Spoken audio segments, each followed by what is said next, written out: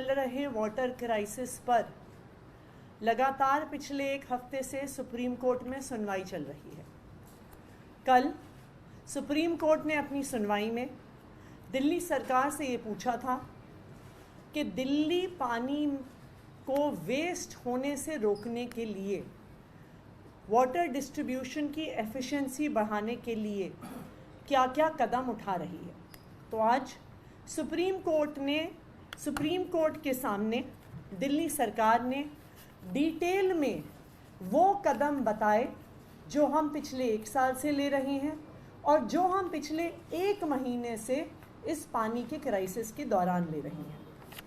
आज supreme court में दिल्ली सरकार ने बताया कि जो पानी हरियाणा से आता है उसमें ट्रांसमिशन लॉसेस पहले 30% हुआ करते थे, जो रॉ वाटर यमुना नदी, रवि और बियास से होते हुए वजीराबाद हैदरपुर आता था नदी के थ्रू और एक अनलाइंड दिल्ली सब ब्रांच के थ्रू, तो 30% ट्रांसमिशन लॉसेस हुआ करते थे। लेकिन दिल्ली जल बोर्ड ने 500 करोड़ रुपए के खर्चे के साथ जो CLC है करियर लाइन चैनल को बनवाया और उस ट्रांसमिशन लॉस को 30% से घटाकर 5% कर दिया। जो दूसरा महत्वपूर्ण कदम दिल्ली सरकार ने उठाया है लीकेज और वेस्टेज रोकने के लिए, पिछले 9 साल में 3,500 किलोमीटर लीक करती हुई पानी की पाइपलाइंस को रिप्लेस किया गया है। ना सिर्फ इतना, 7,300 किलोमीटर पाइपलाइन डाली गई है, जो इसलिए महत्वपूर्ण है कि जिन इलाकों में पानी की पाइपलाइन नहीं पहुंचती थी वो मेन पानी की डिस्ट्रीब्यूशन लाइंस की इल्लीगल टैपिंग कर करके पानी की चोरी किया करते थे। हमने 7,300 किलोमीटर पानी की पाइपलाइन डाली है, जिससे अनऑथराइज्ड कॉलोनीज़ में, झुग्गी झोपड़ी क्लस्टर्स में अब एक डिग्निफाइड तरीके से पानी पहुंचता है। ना सिर्फ इतना, पूरी दिल्ली में पानी के फ्लो को मेजर करने के लिए एक बहुत बड़े स्तर पर 3,285 बल्क फ्लो मीटर्स लगाए गए हैं।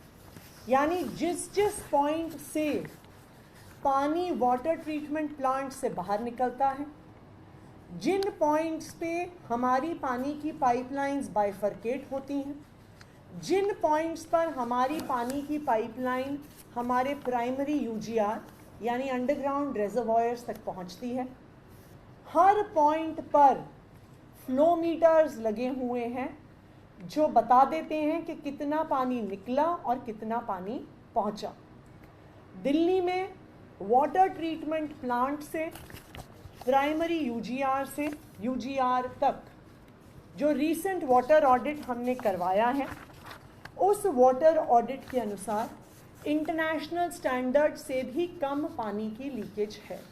आज मैं खुद, क्योंकि साउथ दिल्ली में खासकर पानी की बहुत शॉर्टेज चल रही है, जो सोनिया विहार वाटर ट्रीटमेंट प्लांट से पानी सोनिया विहार आता है, साउथ दिल्ली राइजिंग मेन्स जो मेन पाइपलाइन है, उसका मैंने पर्सनली जाकर अक्षरधाम मंदिर के पास के एरिया में उसका इंस्पेक्शन किया।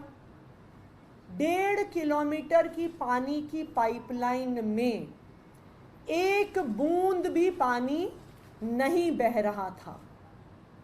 ये मैं आपको क्लियर कर दूं कि बहुत जगह ऐसी अफवाहें फैलाई जा रही हैं कि बहुत बड़े स्केल पे लीकेज हो रहा है। ऐसा बिल्कुल भी नहीं है।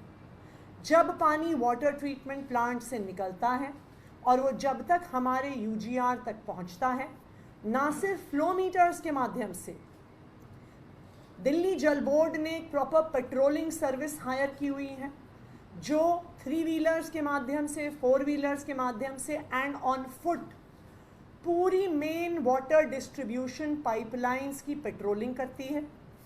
उसके अलावा रेवेन्यू डिपार्टमेंट से एक स्पेशल टीम्स हमने पिछले कुछ दिनों में डिप्लॉय करी हैं, जो ADMs और SDMs की लीडरशिप में तहसीलदार और अनेक रेवेन्यू डिपार्टमेंट के ऑफिसर्स दिल्ली जल बोर्ड के सहयोग में सारी मेजर वाटर पाइपलाइंस की पेट्रोलिंग कर रहे हैं।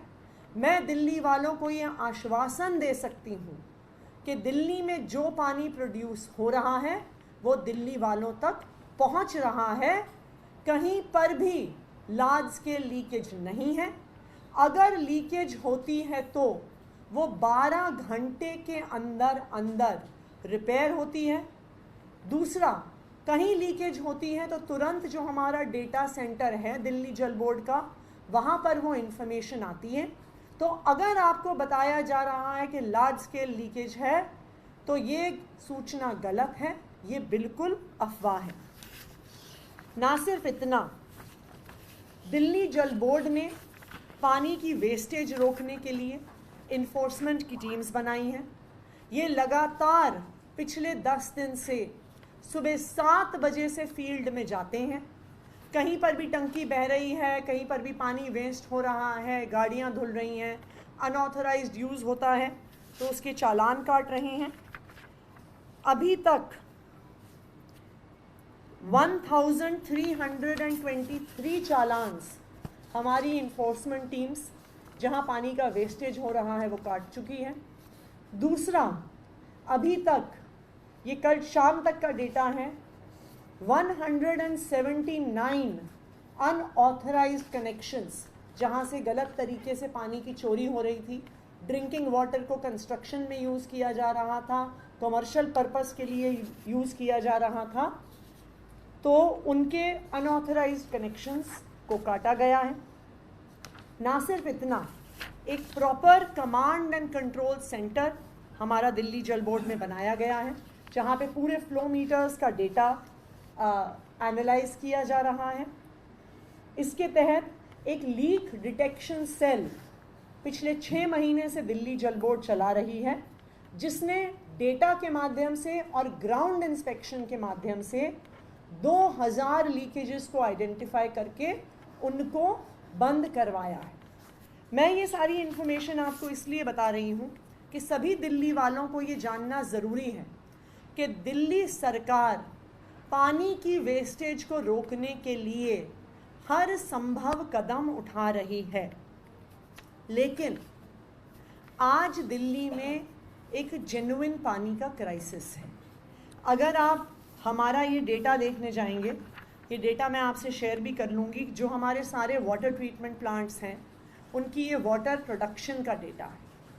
ये वाटर प्रोडक्शन का डेटा हमारे water treatment plants Chandrawal, Wazirabad, Haiderpur, Nangloi, Okhla, Dwarka, Bawana, Bhagirathi और सोनिया विहार है। इसके अलावा रेनी वेल्स के माध्यम से भी हम अंडरग्राउंड वाटर, पोर्टेबल वाटर निकाल के लोगों तक पहुंचाते हैं। इन सब वाटर ट्रीटमेंट प्लांट्स और रेनी वेल के पानी को मिलाकर दिल्ली ऑन एन एवरेज 1000 से 1005 MGD तक के पानी का प्रोडक्शन करती है। ये पानी फिर दिल्ली के अलग अलग हिस्सों में जाता है, लेकिन पानी की कमी की वजह से ये संख्या पिछले 6 दिन से लगातार घट रही है। और मैं आपको डेटा बता दूं, 6 जून को ये प्रोडक्शन 1002 MGD था, 7 जून को ये घटकर 993 MGD हो गया, 9 जून को ये घटकर 978 MGD तक पहुंच गया और 12 जून को यानी कल ये मात्र 951 MGD पर था। इसका मतलब ये है कि आज दिल्ली में पानी का प्रोडक्शन 50 MGD कम हो रहा है। 50 MGD पानी जो दिल्ली के वाटर ट्रीटमेंट प्लांट से, दिल्ली के रेनी वेल से प्रोड्यूस हो रहा था, पानी की कमी की वजह से प्रोडक्शन पानी का कम हो रहा है। 50 MGD पानी कम होने का मतलब ये है कि दिल्ली के बहुत सारे इलाके ऐसे हैं जो वाटर डिस्ट्रीब्यूशन सिस्टम के टेल एंड पर हैं, उन तक पानी नहीं पहुंच पा रहा है। ये पूरा डेटा हमने सुप्रीम कोर्ट के सामने रखा है। सुप्रीम कोर्ट का ये मानना था कि ये एक टेक्निकल इशू है और इस टेक्निकल इशू पर फैसला अपर यमुना रिवर बोर्ड ही ले सकती है। तो सुप्रीम कोर्ट ने अपर यमुना रिवर बोर्ड को डायरेक्शन दी है कि वो कल मीटिंग करेगी और इस मामले का संज्ञान लेगी। सुप्रीम कोर्ट ने इस बात को भी पहचाना कि पिछली अपर यमुना रिवर बोर्ड की मीटिंग में अपर यमुना रिवर बोर्ड ने संज्ञान लिया इस बात का कि दिल्ली के पानी की कमी है, और जब दिल्ली को डायरेक्शन दी कि आप हरियाणा को लिखकर पानी की डिमांड करिए, तो सुप्रीम कोर्ट का मानना था कि ये इस बात को दिखाता है कि UIRB भी पहचानता है कि दिल्ली में पानी की कमी है, दिल्ली में पानी की समस्या है। तो उन्होंने UIRB को ये डायरेक्शन दी है, अपर यमुना रिवर बोर्ड को डायरेक्शन दी है कि वो जल्द से जल्द फैसला लें, ज़रूरत हो तो डे टू डे मीटिंग करें, कल मिलें और डेटा चाहिए तो परसों मिलें, लेकिन जल्द से जल्द वो दिल्ली की पानी की समस्या पे फैसला लें। मेरी सभी दिल्ली वासियों से अपील है कि अभी UIRB का फैसला आने में भी हो सकता है 2-3 दिन लग जाए, लेकिन दिल्ली में क्योंकि पानी की प्रोडक्शन कम हो रही है, अब हमारी जिम्मेदारी है कि हम बहुत सोच समझकर पानी का इस्तेमाल करें। किसी भी प्रकार की पानी की वेस्टेज दिल्ली वालों से ना हो, खासकर के उन एरियाज से जहां पर पूरा पानी आ रहा है। अगर आप पानी की वेस्टेज करेंगे तो जो इलाके आपसे डाउनस्ट्रीम हैं उनमें पानी की समस्या बढ़ेगी। तो मेरी सभी दिल्ली वालों से ये अपील है कि बिल्कुल भी पानी की वेस्टेज ना करें। इसमें 2-4 बहुत महत्वपूर्ण कदम हैं। बहुत बार घरों की टंकियां ओवरफ्लो करती हैं, रेजिडेंशियल टंकियां ओवरफ्लो करती हैं, हम मोटर ऑफ करना भूल जाते हैं, पानी बहता रहता है, नीचे डाउनस्ट्रीम पानी नहीं पहुंच रहा होता। तो मेरी सभी दिल्ली वालों से अपील है कि बिल्कुल भी पानी की टंकियों को ओवरफ्लो ना होने दें। दूसरा, अक्सर गाड़ियों को लोग अपने पानी की पाइपों से धो रहे होते हैं, उसमें बहुत पानी कंज्यूम होता है। मेरी दिल्ली वालों से ये रिक्वेस्ट है कि बाल्टी से मिनिमम पानी से अपनी गाड़ियों को धोएं, अपने 2 व्हीलर्स को धोएं। तीसरा, मेरा ये आग्रह है कि जब तक दिल्ली में पानी की समस्या नहीं सुलझती है तो कृपया जो सप्लाई का पानी है उससे अपने गार्डन्स में, अपने गमलों में, अपनी छत को धोने के लिए, अपनी बालकनी को धोने के लिए इस्तेमाल ना करें। जिनके बड़े गार्डन्स हैं, खास करके जिन एरियाज़ में बड़े बड़े गार्डन्स हैं लोगों के पर्सनल, वो दिल्ली जल बोर्ड से रीयूज्ड वाटर के टैंकर मंगवा सकते हैं, लेकिन सप्लाई के पानी को इस समय गार्डन्स में और गमलों में ना यूज़ किया जाए। जो लोग वॉशिंग मशीन्स इस्तेमाल करते हैं, अक्सर आधे लोड पर वॉशिंग मशीन पूरे साइकिल के लिए चलती है। वॉशिंग मशीन्स में बहुत ज़्यादा पानी का इस्तेमाल होता है, तो जो भी वॉशिंग मशीन यूज़ कर रहा है वो कृपया पूरी लोड पर वॉशिंग मशीन का इस्तेमाल करें कि पानी की बचत हो सके। जहाँ जहाँ पॉसिबल हो शावर यूज़ करने की जगह पानी की बाल्टी का प्रयोग करें। मैं आप सबसे ये अपील इसलिए कर रही हूँ क्योंकि दिल्ली में अभी विकट पानी की समस्या है और आने वाले 2-4 दिन में इस पानी की समस्या में जब तक अपर यमुना रिवर बोर्ड का फैसला नहीं आता है तब तक दिल्ली में पानी की कमी चलेगी। तो इसलिए अब सभी दिल्ली वासियों को साथ आकर दिल्ली की पानी की समस्या से जूझना होगा। मेरी एक और भी अपील है सभी दिल्ली वासियों से कि अगर कहीं पर भी आपको पानी की पाइपलाइन लीक होते हुए दिखती है तो आप सोशल मीडिया पर दिल्ली जल बोर्ड के ट्विटर हैंडल को टैग करें, क्योंकि मैंने देखा है कि सोशल मीडिया में कई बारी फ़ोटोज़ वीडियोज़ पानी की लीकेज की चल रही हैं। दिल्ली जल बोर्ड का ट्विटर हैंडल है DELHI दिल्ली JAL जल BOARD @दिल्ली जल बोर्ड। तो अगर कहीं पर भी पानी की लीकेज हो रही है किसी बड़ी पाइपलाइन में, किसी छोटी पाइपलाइन में, तो आप हमें तुरंत बताइएगा, हम तुरंत उसको ठीक कराएंगे।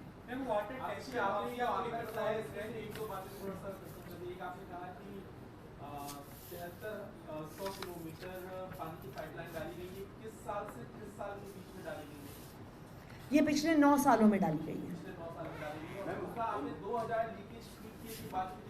ये पिछले 6 महीने में।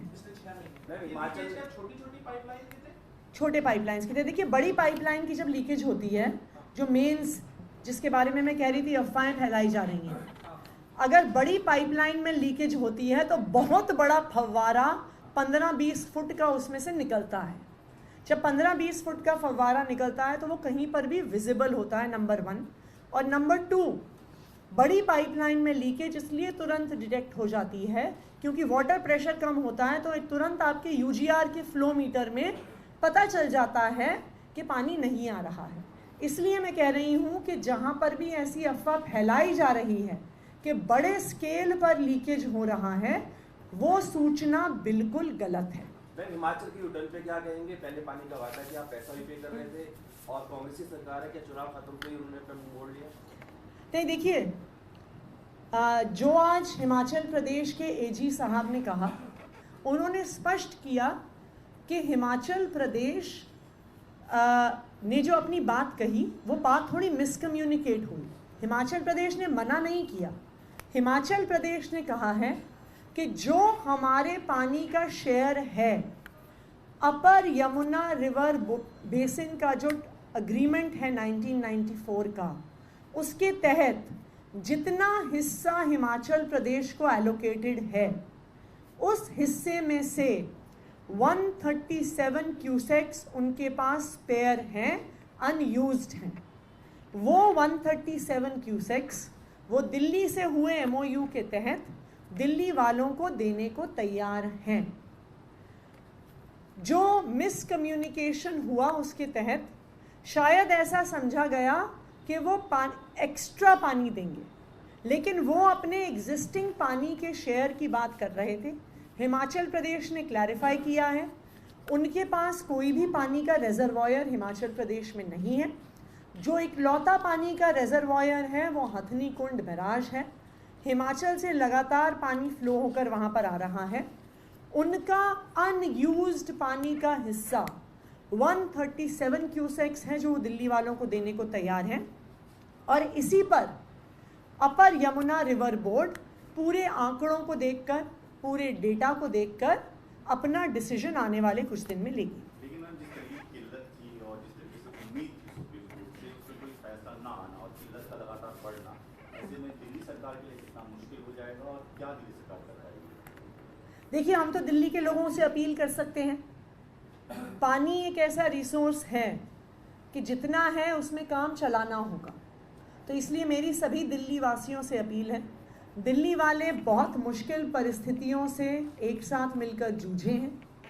चाहे जब वो कोरोना का समय आया तब भी दिल्ली वालों ने एक दूसरे का बहुत सपोर्ट किया, विकट परिस्थिति में सपोर्ट किया। पानी की समस्या और पानी की कमी इस हीट वेव की वजह से ये भी उसी तरह से एक मुश्किल और विकट परिस्थिति है। लेकिन मुझे पूरा भरोसा है कि जब दिल्ली वाले अपना मन बना लेंगे तो वो इस मुश्किल परिस्थिति से भी मिलकर जूझ सकते हैं।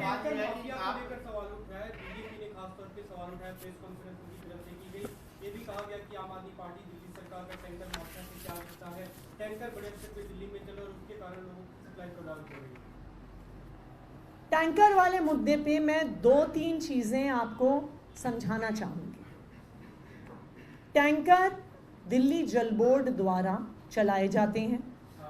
कुछ दिल्ली जल बोर्ड के 250 अपने टैंकर हैं। उसके अलावा सीज़न के अनुसार सर्दियों में कम और गर्मियों में ज़्यादा टैंकर दिल्ली जल बोर्ड हायर करके दिल्ली के अलग अलग हिस्सों में पानी पहुंचाती है। कुछ एरियाज़ ऐसे हैं, खासकर के कुछ झुग्गी क्लस्टर्स, जहाँ पे पानी की पाइपलाइन नहीं पहुँचती है, तो वो साल भर पानी के टैंकर पर ही डिपेंडेंट होते हैं। वहाँ पर दिल्ली जल बोर्ड रेगुलरली पानी के टैंकर से पानी को सप्लाई करती है, क्योंकि हम ये मानते हैं कि चाहे अमीर से अमीर व्यक्ति हो, गरीब से गरीब व्यक्ति हो, उन तक पानी पहुंचना ज़रूरी है। गर्मियों में क्योंकि पानी की डिमांड बढ़ जाती है, इसलिए अतिरिक्त टैंकर लगाए जा रहे हैं। आज के समय में दिल्ली जल बोर्ड में 1000 से ज़्यादा टैंकर चल रहे हैं। ये 1000 से ज़्यादा टैंकर दिन में 8 से 10 ट्रिप्स करते हैं, यानी तकरीबन 8 से 10 हज़ार टैंकर्स की डिलीवरी दिल्ली जल बोर्ड कर रहा है।